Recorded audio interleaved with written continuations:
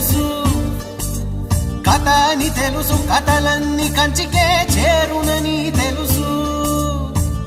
తెలుసు తెర తొలుగుతుందని, తెలుసు తెల్లారుతుందని, తెలుసు ఈ కట్టె పుట్టుకుమంటదని, తెలుసు ఈ మట్టి మట్టిలో కలిసిపోతదని.